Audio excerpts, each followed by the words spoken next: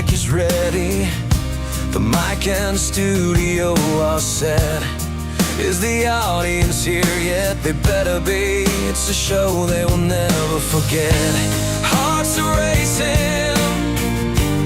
This is the moment, the one we've been waiting to find. Be seen, be heard, be remembered. Online events bring the world together, and the replays just... Be seen, be heard, be remembered. Welcome back, everyone. It is 3 p.m. here in Toronto. Welcome to the studios. It looks gray outside here in my digital studio. And if I look outside, it is just as gray. It has been raining here for the last 3 days, which is kind of favorable for me because I am an allergy sufferer, and it kind of helps a little bit. Not that much, but just a little bit. But enough about me and my allergies. We have a wonderful lineup today. And by lineup, I mean a wonderful guest. My name is Americo. I am live stream coach, moderator, and virtual event producer. I help turn your live moments into content, impact, and revenue. I'm over on School, have a community called Your Stage Community, and I invite you to come by, come see what we're building. And if you're overwhelmed and overthinking going live, we're here to make it simple for you, because live content is by far one of the best, if not the best, of course, a little bias here, but one of the best ways to build trust, social authority, and credibility. We are streaming across LinkedIn, Substack, and YouTube. And our guest has added her Facebook channel as well as her LinkedIn channel. My guest today is Jill Hart, and I encourage everyone who's joining us live to be part of this event. I want this to be interactive and immersive. If you have questions, I'd rather have Jill answer your questions opposed to exclusively answering mine. So like it, comment, share, and visit us on School. We'd be happy to have you there. As mentioned, my guest today, Jill Hart. You can follow her on Substack. You can find her on LinkedIn, and you can listen to her podcast. And I'll let her introduce herself. And let's get started. Jill, welcome to the stage. How you doing? Welcome to Virtual Toronto. Well, thank you very much, America. I'm really happy to be here with you. And I am the Coach's Alchemist and the host of the U World Order Showcase podcast, where we feature life, health, transformational coaches and spiritual entrepreneurs stepping up to be the change they seek in the world. I've interviewed over 600 guests so far on the podcast, and we've enjoyed over 1 million downloads. And you can find that podcast over on Substack at heartlifecoach.substack.com. I know it's weird, but it's the U World Order Showcase podcast. And we have a school community where we help people get going on Substack, because Substack is one of the platforms that I just feel so passionately about, because it just offers so many tools, especially for coaches who really didn't become coaches to get involved in the tech and business world. It makes things so simple. Look at, we're able to connect here right now. Absolutely. You're out in, I guess, Northwest Idaho, and I'm in Southern Idaho. Southern Idaho. All right. Oh, that was a pretty good first guess. Good guess. And here I am north of the 49th parallel in Canada, north of Toronto. And absolutely, live events can do what no short or long form content can do. And that's bring us together in real time. And I absolutely love it. And I absolutely advocate for it. But I even love the fact that it doesn't end at the end of this conversation. And I know you're a big fan of repurposing content, and we'll dive into that. But let's jump into today's conversation because I'm excited. You said on one of your podcasts, and I'm getting this from your social feed. Podcast interviews change your entire trajectory. Love to hear a little bit about that story. Share that narrative with our community. Well, podcast actually changed my life. I was going down a path where it was pretty dark, honestly, and it had to do with religion, and I deconverted, and that was because of a podcast I was listening to, and I moved into a space of life coaching because I thought that was my calling in life, and which is why everything is named Heart Life Coach. Though I really don't do life coaching as per se, but I am a trained life coach, so I can help you with that if you. I like to do that, but it it allowed me to mix with a group of people that were also coaches, and I could see that they were really struggling to get visible, amplify their voice, and monetize their mission. My whole background has been in marketing and in sales, mostly sales. And there was just like this huge disconnect between these people that had these brilliant things to share with others, but no way of really consistently getting it out there. And that's what birthed the New World Order. It was a take on the New World Order for sure. Because I love it. I just, it's like, no, I refuse to go down that path. And as hard as everybody pushes, I really think that all the changes that are coming are going to be for our good. And I think coaches out there and people like you that are giving coaches a voice help make the process transition smoother because you're giving a space for people to get their message out, which is again why I started the podcast. And we're in our fourth season right now. We're just starting it, and every day I'm talking to coaches that are doing amazing things. I mean, 10 years ago, who'd have thought that you could heal yourself doing some of the interesting practices that are now becoming every day? Things like tapping, the simple process of tapping on different points on your face and chest. They use that for PTSD sufferers. It really has an amazing impact on your life. It's simple. Anybody can do it. It's free. But there are people out there talking about how to do it and how to get started, and that it actually exists as a simple thing. Breathing is another thing. We all breathe, but I like to say we all take in air, but few truly breathe. That's awesome. So 600 episodes and over 1 million downloads.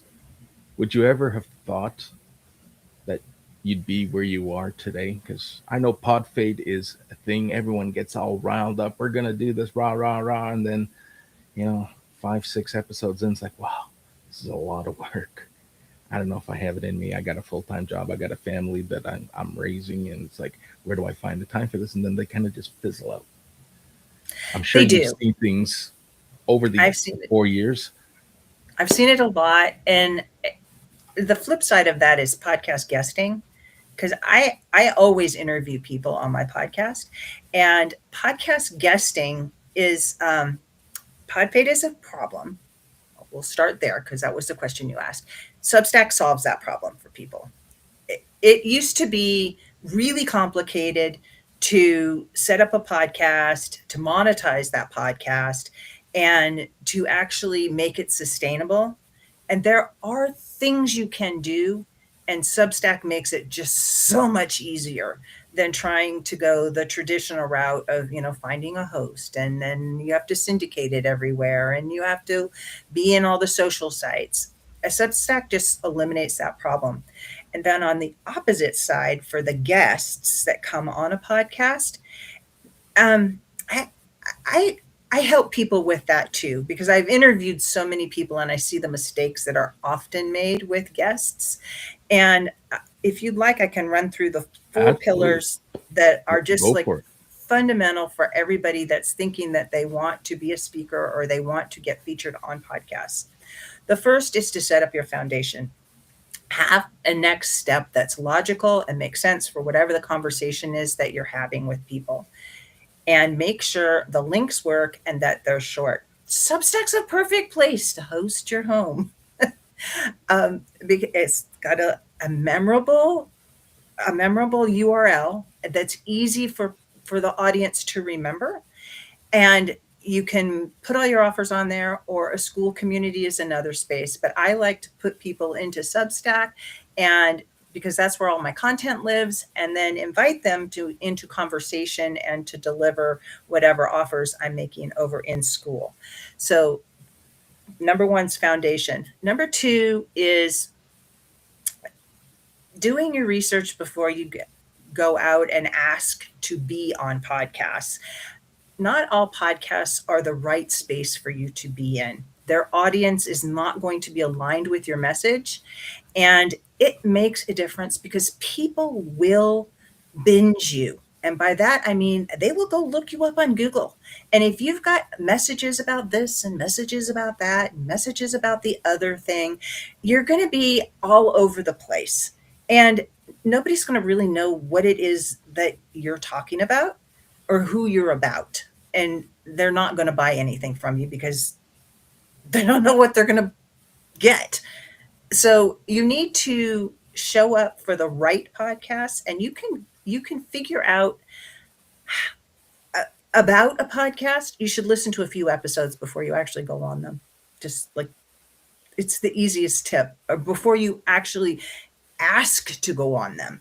So number two is be careful about which podcasts you ask to be part of or get invited to be part of them. It's really exciting, but just because you're invited doesn't mean you have to accept.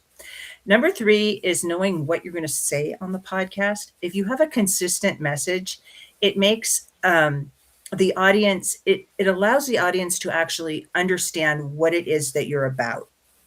And then the fourth thing is after the podcast, it doesn't end just because the host has turned the camera off. That's when the real work does begin. And if you're on Substack, it's so much easier because you can also tag the host and create content around the episode yourself. You can share that content out in all the other spaces like Facebook and LinkedIn and YouTube and TikTok and Blue Sky and wherever your audience is, you can share it with them. But it's important that you do share the content you have created. It's not just the host's content, it's both of your content. So those are the four pillars of podcast, strategic podcast My, guesting, as I like to call my goodness, we are speaking the same language. I love it. It is, when it comes down to it, and when you look at myself, I might look scattered and all over the place because that's intentional. I'm here to coach and help people with their live content and building a strategy around it. So if you follow me and you look for me, you'll see that one day I'm talking about podcasts and I have you, and tomorrow I'll have someone, I'll be spotlighting someone just to get them comfortable with their particular area of expertise. But that's my brand. I'm testing, I'm pushing the envelope, and I'm demonstrating how versatile live content is for all subject matters. Mhm. So I take a little bit of a hit on discoverability on my YouTube channel and perhaps on my Substack, but that's intentional. I'm perfectly fine with that, and I can discuss and explain as to why that happens. But I the goal is to understand the difference between visibility and discoverability, and you touched on it. We can all be visible. We can talk about hundreds of different things, and when I was in that job seeker persona, looking for work, you're jumping into all kinds of conversations because you just want eyes on who you are and you want to be visible. But there's a distinct difference between being visible and being discoverable. Because you can't be all things to all people, and we naturally gravitate to try to be all things to all people, and it hinders us more than it helps us. Yeah, the whole I'm multi-passionate thing. I'm sorry, honey, it's not working for you. One message, one main audience person that you're speaking to, one problem that you're solving, one marketing method, just send them to one space. You don't need 47 links. You just need one offer. That's right. And do it for a year. The rule of ones. It's a long tail game, and I try to explain that to people. You can't host a pop up and repurpose it and expect things to happen. We hear creators and we hear top voices say sustainable, consistent, and you, a year, that is a great time horizon to give yourself. Now you can spread it out, but don't give up on it. Hey, I'm not seeing anything happening. I'm not feeling the traction. Don't worry. The traction is building. The momentum isn't measured in impressions. People are still recognizing your voice, your message, and the value that you bring. It's just about showing up, being present, but being present where your community hangs out. I tell those who I work with, be specific, be strategic. Don't like if your biggest following is on Instagram or LinkedIn, wherever it might be. I purposely tell people don't invite everyone on your biggest stage to come meet you somewhere else, because then you start sounding and reading spammy. It's like I can't pick up my mobile device, can't log in without seeing Americo or Jill splattered everywhere. I'd like for things to happen organically. If your audience is on LinkedIn, great. Keep that audience there and let them migrate at their own will. Meet those on Substack. They're unique. They prefer their content in the written form for the most part. But Substack now is so versatile. You can show up with audio. You can show up with short form, long form. You can set the replays, and great ecosystem with great automation that pushes your message to other channels. And I absolutely love it. But I can't say it enough. Don't push or force that square peg into a round hole. Your community does not have to be everywhere that you are. It is your responsibility to show up and build your tribe organically wherever they prefer to hang out. And again, Substack is such a perfect space for that because it allows you to create one piece of long form content. If you go live, this is the easiest way to do it. You go live over on Substack. From that, you set up a section that's a podcast. You connect that podcast to Apple and Spotify. So now what your long form video content sucks the audio off, goes out as a podcast. You create some long form written content around it, which gets picked up in Google and the search engines and the AIs because it's all connected. And there's a lot of juice on Substack that you cannot duplicate on your own personal website. You just don't have the power to be ranked that high. There's a page rank. They don't show it anymore, but it still exists in Google. And Substack has that juice. So on top of that, Substack will then create shorts for you, either landscape or vertical, that you can use in Facebook and Instagram and TikTok and LinkedIn and YouTube. So now you've got content to share in other spaces. And from there, they also give you images. They give you long images. They give you some little parts of those long images that are sort of square that work great on Instagram, either on the grid or in a story. And same on Facebook. You can move it into there. Always have images on your posts. No matter what you're doing, you always want to have an image that a social image that Substack can use to create your other images out of. And then you can even post those images on Pinterest, and you can put those images in your post so that other people who are on Pinterest, even if you are not, can pin it, and you can get Pinterest traffic even if you're not on Pinterest. That is a hack that you need to make sure that that image is linked to the actual article. But that's a hack that will get you traffic that you don't even have to work for. That is amazing, an amazing hack. Um, Listen, I had a Pinterest account for years, and it just sat dormant. And I thought to myself, like, this is not my space. I don't feel that I can attract anything on Pinterest. So it sat there for years, and then along comes school. I build a community, and I'm hearing Pinterest, Pinterest, Pinterest, and now all of a sudden I jump into my Pinterest, like, oh, look at that, free visibility, instant visibility. I don't have to spend any time. I just have to link it, and it happens automatically. So And you're really, it's just putting it in your post so other people can do it. They don't even have to, you don't have to have a Pinterest account. Other people have Pinterest accounts. Pinterest started out as a bookmarking site. They really like off-site content because it allows people to see stuff that might not be getting posted on Pinterest. And Pinterest wants new and unique pins. And what better way than from some space like Substack? Yeah, absolutely.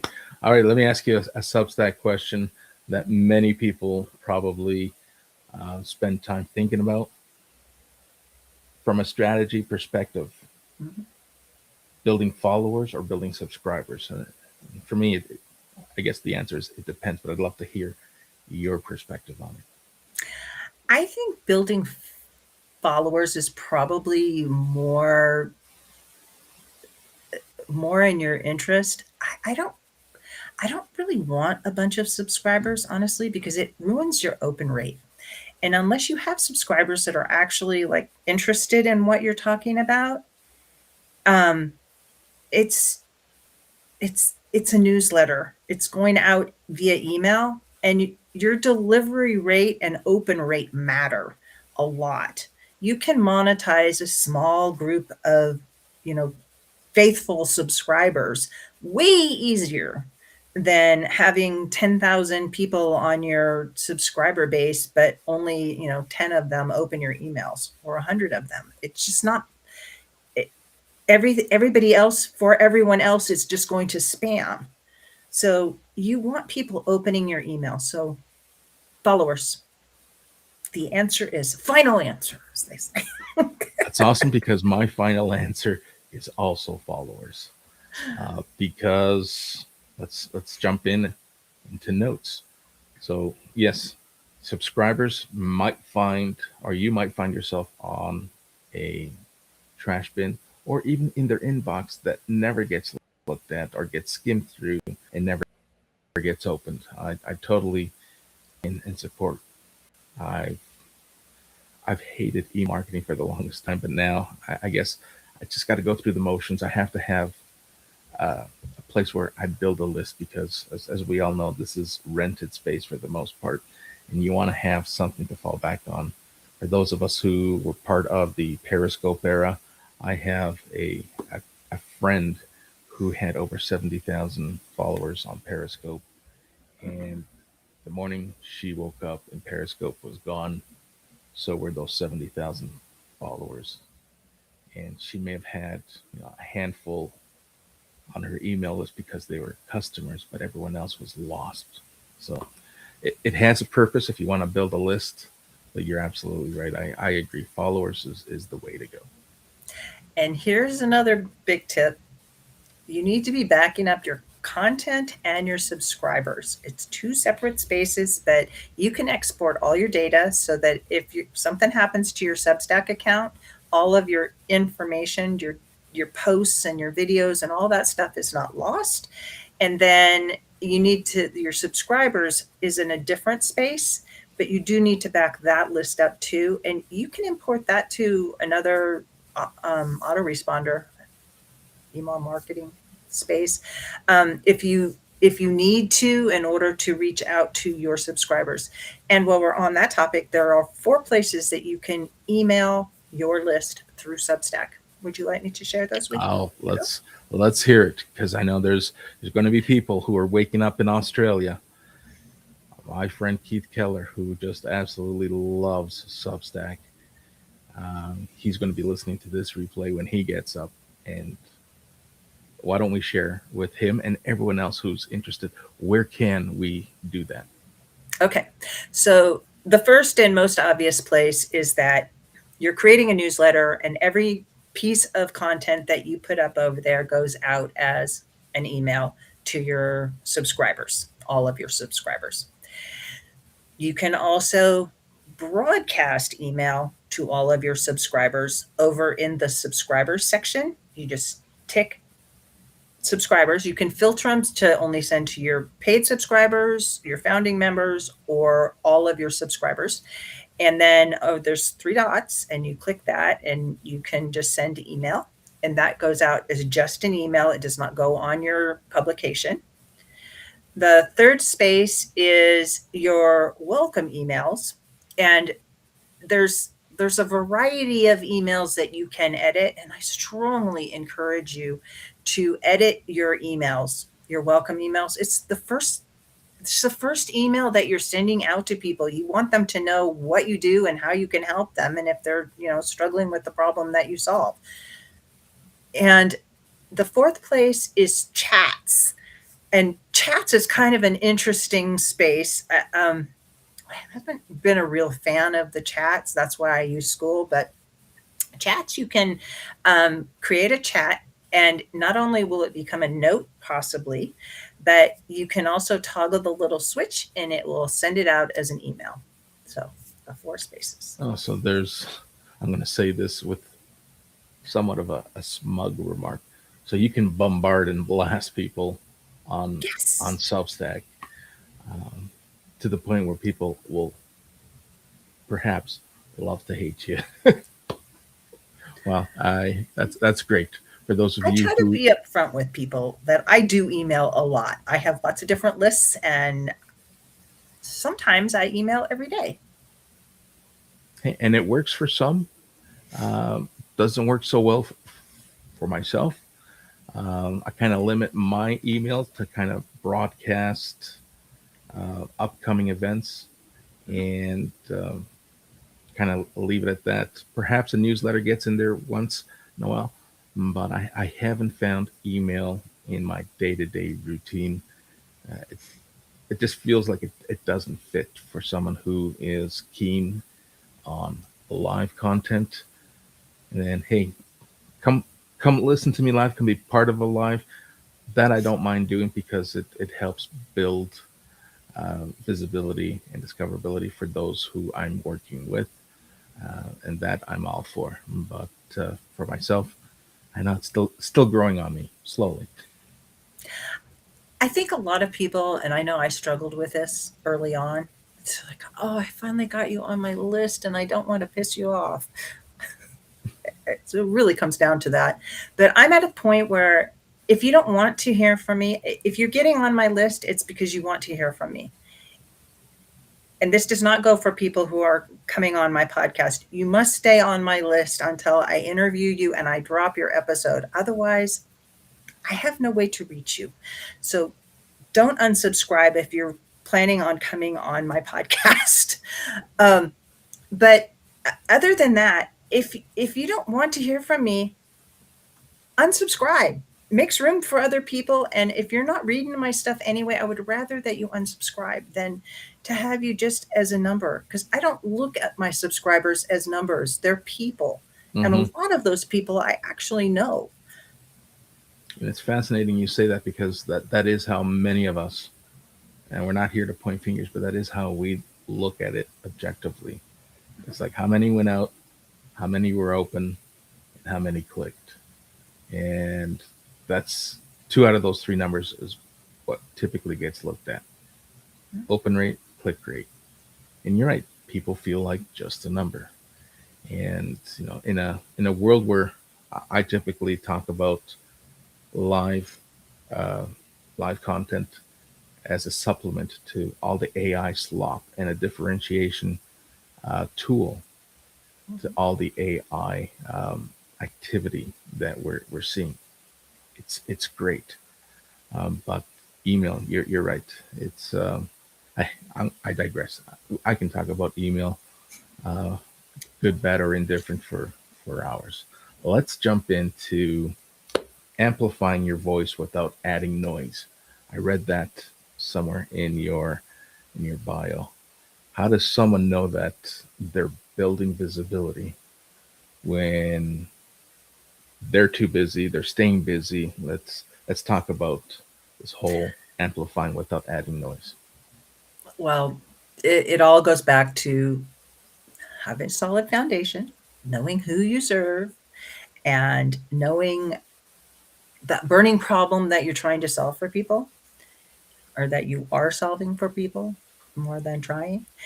And so when you're creating content, if you will create it in one space and syndicate out versus creating lots of content in lots of different spaces, it's really easy to get distracted and feel like you're you're shouting into the void.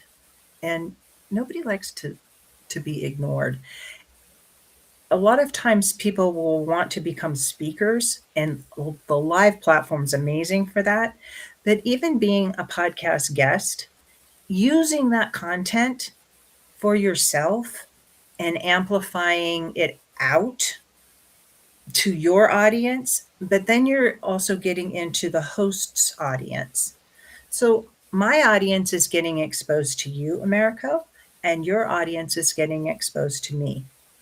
It's there's a symbiotic relationship when you host podcasts that have or go live with people, but it allows a variety of audiences to discover you instead of just speaking to the same group of people that you're Hmm. always speaking to, or trying to find followers or subscribers or whatever over on other platforms and other spaces. Um, and it does create original content. Having a conversation cannot be duplicated with AI. I don't care how big it gets or how many things that it scrapes information from. It just doesn't, it does not work. I can give you a really good real life example of that. So last night, and this has nothing to do with marketing, I've been dealing with an issue with my foot. And last night it was like killing me. And so I hop on AI, and I've been having a running conversation with AI about this particular thing. And it was like, no, you need to go to the emergency room right now. It's like 11:30 at night, and I'm not going to the emergency room at 11:30 at night. I'm old and I I get dressed. So I call the emergency room and I talk to a real human being who walked me through, you're not dying, your foot's not going to fall off. You can wait till the morning and see how it goes then. AI cannot do that. Just like having a conversation with another human being, it it develops and then evolves. Like you couldn't have sat down before this conversation and said, "Okay, these are the exact things that we're going to talk about, and this is exactly how the arc of the conversation is going to go," because you just never know with people, because we're all unique little snowflakes out here and we got great ideas. Yeah, absolutely. And what better way than to answer in real time? Listen, people are starving for human connection. Mhm. And when I tell someone to try to build their confidence, uh, once you go live, you realize very quickly that the only thing holding you back was you. Mhm. Thinking about, well, what if nobody shows up? What if they show up and they don't resonate with what I have to say? Hey, that's going to happen. Yeah. But there are people who will connect with you, it's like, and align with your message, and you're going to start building trust. People are going to start lowering their barriers and allowing you in to future conversations, right? and you get to engage with people in real time. And once people get a couple of reps in, they start to realize, wow, this isn't that hard. Well, this is really gaining momentum and gaining traction. But I want to kind of take a step back. We were talking about guests, guest speaking versus hosting. One thing that, and maybe it's just my personal thought and opinion, and I should maybe just let it go.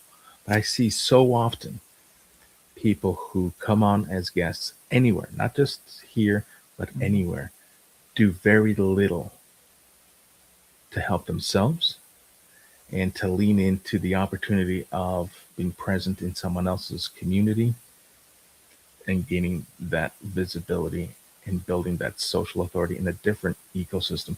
I've had, and I hear colleagues who share similar stories. I invited someone, they showed up at the 11th hour, they spoke for however long, and I never heard from them again. They didn't repurpose it, they didn't promote it, they didn't engage with comments during the live event. It was just crickets. Why would you do yourself a disservice like that? Is what I'm thinking. If you Yeah, it want, goes back right? to you're creating content with somebody else.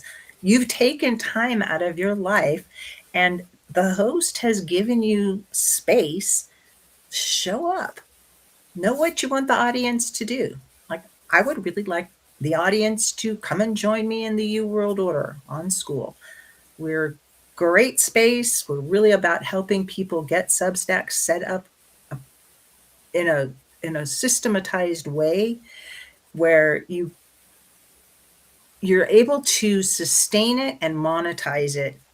And by doing those two things, it does amplify your voice, and it allows you to be visible and to gather followers and subscribers. Yeah, absolutely. And let's listen. You and I met through these very means, right? Mhm, Uh, we didn't know each other. We didn't know of each other. We mhm. do a few things similar. We help in a similar way. There's a whole other thoughts like, well, why would you want to align yourself with someone who's doing something similar to you? It's like, hey, you want to keep those relationships open. Yeah. Listen, there are going to be times where I might be over my head, or I might not be the subject matter expert in a particular vertical or industry that you perhaps are better uh, known for. I'm transparent. There's enough work to go around and enough support and enough help where I can say, hey, I'm over my head here. Jill is the person that you might want to talk to. Let me introduce you to Jill. Let's bring her into this conversation and she'll be able to help you. And that becomes reciprocal because there's no worse feeling than to say yes, be a yes person and bite off more than you can chew and then have that bite your reputation in the rear because you just weren't prepared, you weren't knowledgeable enough, you couldn't support it, whether it was time, whether it was a capacity issue, a knowledge issue. It's you're doing yourself a disservice. And I always love to embrace those who do similar work because we're a community here. We're here to help one another. I could not agree with you more, America. And you never know who somebody knows that's going to be the next, like, really cool connection that you make. It just, like, the world's small. There's Yeah. plenty of room for us to, like, play around with each other. And I just, nobody is for everybody, but everybody knows somebody that you might really be for. Yeah, I'm always absolutely. promoting other people's stuff and Yeah. what they're doing. It's just the whole point of my podcast is doing that. Well, it's funny you say that because I started as you're aware the happy hour hangout. It used to be an exclusive event for community members only on school. And I started to scratch my head and think, hey, how can I turn this into a promotional bit? How can I build awareness and bring people to our community? And there was this how can I? And then all of a sudden saying, hey, we're a community focused on helping people get comfortable creating live content. So I opened the doors to not only my community members, but non-community members. And we host the happy hour hangout on Mondays, and we bring and invite non-community members. I share my studio link. There's uh, no strings attached. If it resonates, you'll be part of the community in short order. If it doesn't resonate, you got to spotlight your school. And I'm having a lot of fun bringing people on stage, having them share the spotlight. It allows me to demonstrate here is the power of live content, and here is how easy I'm going to help you make it feel. And we do it in real time, and people just feel this whole sense of relief. Uh, some, in fact, earlier this week when we hosted, person didn't even know we were live. I had to disclose it just to be transparent in the event that they weren't comfortable with it. Uh, but let me tell you, it was the smartest decision I've made because I want to help people get comfortable with this. And to do it behind closed doors, this wasn't doing it any service. So, anyone open to joining us, you're welcome to join us on stage Mondays. Awesome. I also know that Substack is a great place for going live if you're trying to build subscriber base, because even if you don't have many subscribers on Substack, when you go live over there, it gets pushed out to all of Substack's world, not just your world or your guest's world. So people get the opportunity to hop on and see what you're doing. And because Substack is free to be a part on, to put your content up on, and they don't have advertising, which allows for a wider um, ability to talk about whatever topics you want to talk about. The censorship boom doesn't get lowered very often over there. I mean, you have to really push the boundaries in order to get that to happen to you, or Hey, at least you used to. But it's it's a great space to just hop on. I used to go live on TikTok every once in a while, but TikTok's a space where you have to pay to play. It's just like every other community out there. You can't get exposure and access to the wider platform, and there's millions of people on Substack now. So I mean, there's a huge audience. Somebody out there really wants to know what you're talking about, and they'll join you. It's 50 just, million and counting. so it's just like, get on and have a conversation, and people will message you while you're there, so it can be a two-way conversation, and you can add and take people off, so you can be talking to people in real time. You can only have 3 people on at a time, but you can move them on and off during the conversation. And again, you're creating content that doesn't just disappear like it does on a lot of other platforms. It becomes a video post on your publication, and you can put it as a draft, pretty it up, and add some written content to it. And then you start the syndication process, which is different than sharing it in a bunch of different spaces and having to come up and create your own creatives to go out to all the places and create your own shorts and pay for this and pay for that, pay for the other thing. It's all right there, and it's all part of the platform. Now, I'm not going to I'm not going to promote it too much because as we all know, I'm more of a live, real time, fall on your face and let people see how you respond, how you get back on your feet and back in your lane. That's the type of person I want to be known for. But Substack did roll out this fabulous feature. Substack now has the studio feature where you can have that conversation. You can record the conversation without going live. So if you're at a crossroads where you want to record something, but you're not just ready to cross that threshold and go live, you also have the capability to practice. If you like what you put out, you publish it. The drawback is because we are our biggest critics, we have a tendency to never like what we put out, and that becomes procrastination, and then we get that imposter syndrome or imposter mindset, and you never hit the go live button. Just rip that band-aid off, It's going to be clunky. It's not going to be great the first time. In fact, For the but 20th time. or for the 20th time. When I try to do a video clip, and it's funny because we all do it. It takes, to your point, like 20 takes before I get one that I'm okay with. And if I just go live, hey, I'm shooting from the hip, and I'm dealing with things in real time, and it's well received, and a great example of how we can get inside our own heads. Right? I have two stories. One is my first episode on the U World Order. It's still out there. I left it up. And I do record them and publish later, but I do publish them and I don't edit them. It's like what you see is what you get, unless there's like some traumatic thing that happens in there, and then I might take the time to edit that out, but maybe not. But the first one, I got the name wrong. I called it the New World Order instead of the U World Order Showcase podcast. And then another one was actually a good friend of mine. I said her name wrong the whole show.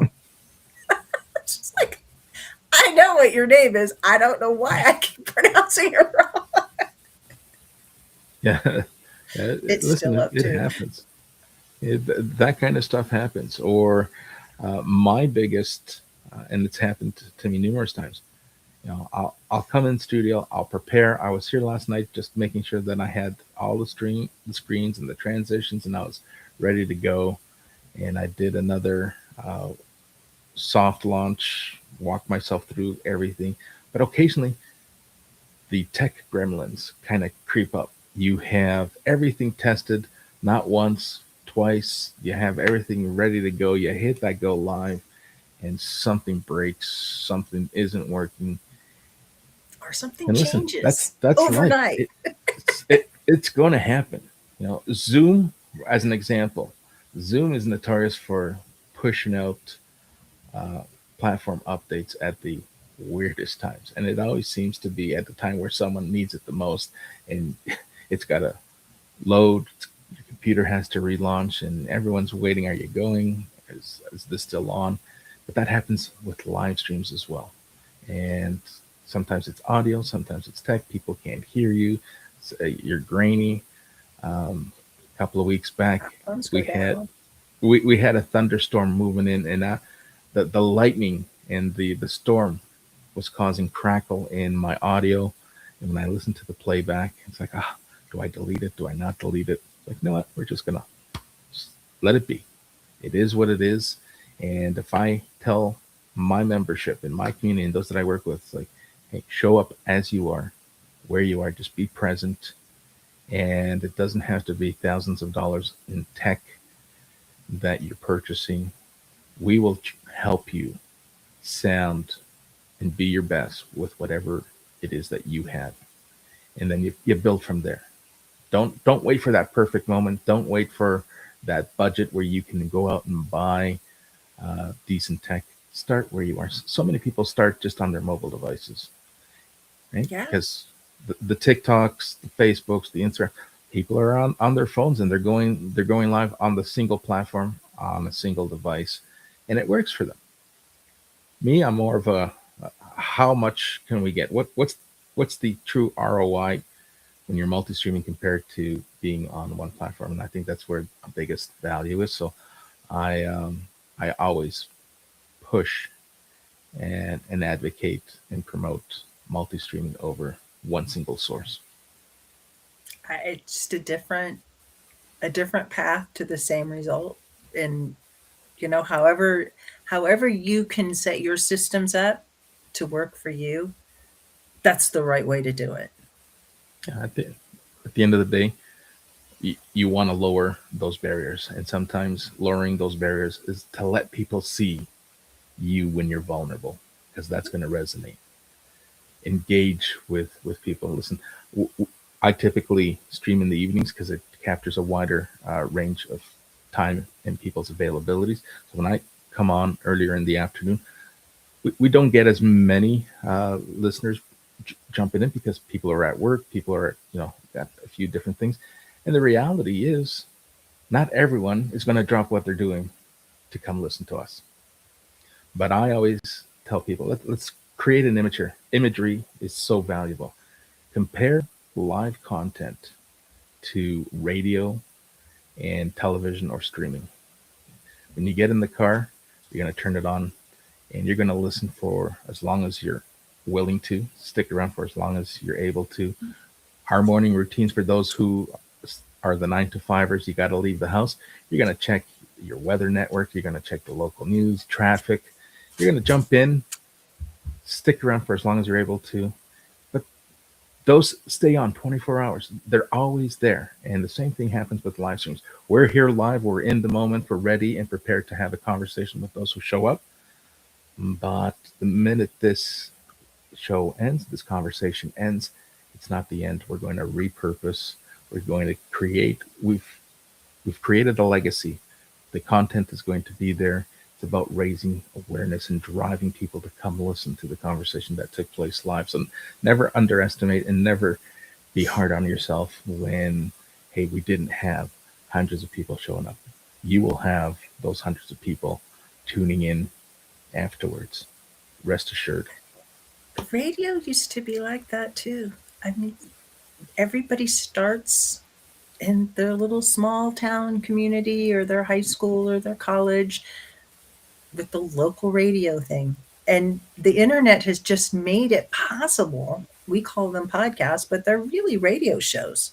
Yeah, And when absolutely. you show up live, it's live radio, except it's video even. It's just like it's so amazing the time that we live in and the experience that we get to have and share with others. It's just there's never been a time like this.